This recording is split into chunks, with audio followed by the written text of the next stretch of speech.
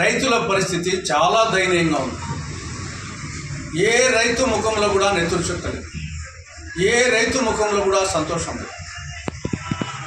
ఏ పంట పండించినా గిట్టుబాటు ధర లభించడం లేదు.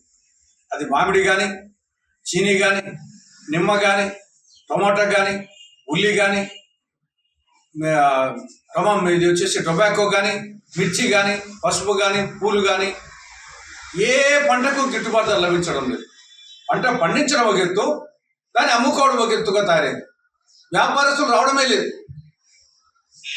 కొన్ని చోట్ల మన ఇటీవల ఉల్లిని వచ్చేసి జీవాలకు బర్రెలకు వదిలేశారు. టమాటాలు రోడ్ల మీద పారేస్తారు. అరటి, చీనికాయలు అట్టే చెట్లకు మగ్గిపోతూ ఉన్నాయి. ఇటువంటి పరిస్థితుల్లో రాష్ట్ర ప్రభుత్వము మార్కెట్ ఇంటర్వెన్షన్ స్కీమ్ ద్వారా జోక్యం చేసుకోవాలి. కనీస మద్దతు ధరకు ప్రభుత్వం రైతుల వద్ద నుండి ఆ పంట కొనాలి. అది కనీస కర్తవ్యం. కానీ చంద్రబాబు ప్రభుత్వం ఏమాత్రం పట్టించుకోవడం లేదు. మాటలు మాత్రం చెప్తా ఉంది. ఎక్కడన్నా కొంచెం షాంపులు కొట్టి కొనేది మొత్తం వచ్చేసి రాష్ట్రం అంతా కొన్నట్టుగా పోజు కొడుతున్నాము. రోమ్ నగరం తగలబడిపోతూ ఉంటే హీరో చక్రవర్తి ఫిడెల్ వాయిస్తున్నట్టు కూటమి ప్రభుత్వం ప్రవర్తిస్తూ ఉంది.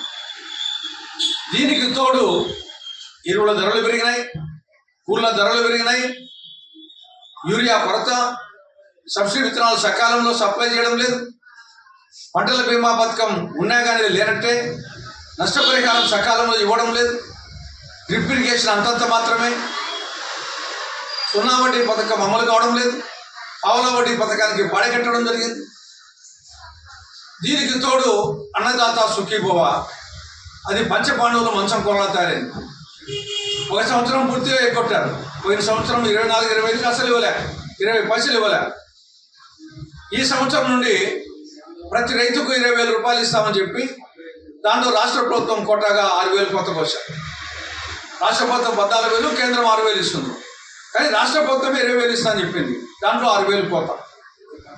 లబ్ధిదారుల సంఖ్యలో కూడా 7 లక్షల కోత, 7 లక్షల మంది రైతులకు కోత విధించడం జరిగింది. కౌలుదారులకు ఇది వర్తించడం లేదు. మనకు బద్వేలు చెరువు ఉంది, పేరుకు మాత్రం బద్వేలు పెద్ద చెరువు, నీళ్లున్నాయి కానీ కాలువలు ఊడిపోయినాయి. 1 ఎకరాకు నీరు పోవడం లేదు. జిల్లా యంత్రాంగం ఏం చేస్తూ ఉంది, రాష్ట్ర ప్రభుత్వం ఏం చేస్తూ ఉంది. మరి ఈ పరిస్థితుల్లో ఈ సమస్యలు పరిష్కరించకుండా రాష్ట్ర ప్రభుత్వము నిన్న 24వ తారీఖు నుంచి 29వ తారీఖు వరకు ఒక ప్రోగ్రాం పెట్టింది. ఏమి, రైతన్నా మీకోసం అంటారు. అక్కడ ఆ యొక్క కార్యక్రమంలో పంచసూత్రాలు బోధిస్తారట. రైతులేమో చంద్రన్న మా పంచప్రాణాలు పోతా ఉన్నాయి, మాకు గిట్టుబాటు ధర కల్పించండి అని చెప్పేసి రైతులు మొత్తుకుంటూ ఉంటే దాని గురించి పట్టించుకోకుండా రైతున్నా మీకోసం కార్యక్రమంలో పంచసూత్రాలు బోధిస్తారట. కానీ ఇప్పటికైనా చంద్రబాబు ప్రభుత్వం, కూటమి ప్రభుత్వం ఒట్టి మాటలు తగ్గించుకొని రైతులకు నిర్మాణాత్మకంగా మేలు చేయాలని కాంగ్రెస్ పార్టీ డిమాండ్ చేస్తూ ఉంది. ఎద్దు ఈడ్చని రాజ్యం, ఎద్దు ఈడ్చని సేద్యం, రైతు ఏడ్చిన రాజ్యం బాగుపడవు, తస్మాత్ జాగ్రత్త. రైతు కంట కన్నీరు ఒలిపితే అది రాష్ట్రానికి, మీ ప్రభుత్వానికి ప్రమాదం అని చెప్పేసి కూటమి ప్రభుత్వానికి కాంగ్రెస్ పార్టీ హెచ్చరిస్తూ ఉంది. ఈ క్రాప్ చేస్తే కరెక్ట్గా సమాచారం ఉంటుంది. అది ప్రకృతి వైపరీత్యాలు వచ్చినప్పుడు కానీ, మిగతా ఏదానికైనా కానీ, పంటల బీమా కానీ, పంటల నష్టపరిహారం కానీ, దేనికైనా ఒక కొలబద్ద ఉంటుంది. నువ్వు ఈ క్రాపే చేయకుండా, ఏం పట్టించుకోకుండా ఊరికే మాటలు చెప్పే ఉపయోగం ఏముంది? బట్ ఈ ప్రభుత్వము మాటల ప్రభుత్వమే తప్ప చేతల ప్రభుత్వం కాదు. ఒట్టి మాటలు, 14 ఉంటే ఏదో మొత్తం ప్రపంచాన్ని ఈయనే పరిపాలిస్తూ ఉన్నట్టు పీపీపీ అనేది రకరకాల పేర్లు పెట్టి కాలం గడుపుతున్నాడు తప్ప నిర్మాణాత్మకమైన నిర్దిష్టమైన కార్యక్రమాలు ఏవి చేపట్టడం లేదు. అన్ని మాటలే, జొల్లు మాటలు. ఎన్యూమరేషన్ చేసి పంపించాలి, వీళ్ళ పని. గవర్నమెంట్ వచ్చేసి డబ్బు రిలీజ్ చేయాలి. వీళ్ళు సక్రమంగా ఎన్యూమరేషన్ చేసి పంపించడం లేదు. ఆ పంపించిన దానికి వాళ్ళు డబ్బులు ఇవ్వడం లేదు. డబ్బులు ఉంటాయి కదా, ప్రతి మాటలతోనే కాలం గడుపుతున్నారు. ఆ నెల వచ్చేకల్లా 1వ తారీఖు అది సామాజిక పెన్షన్లు.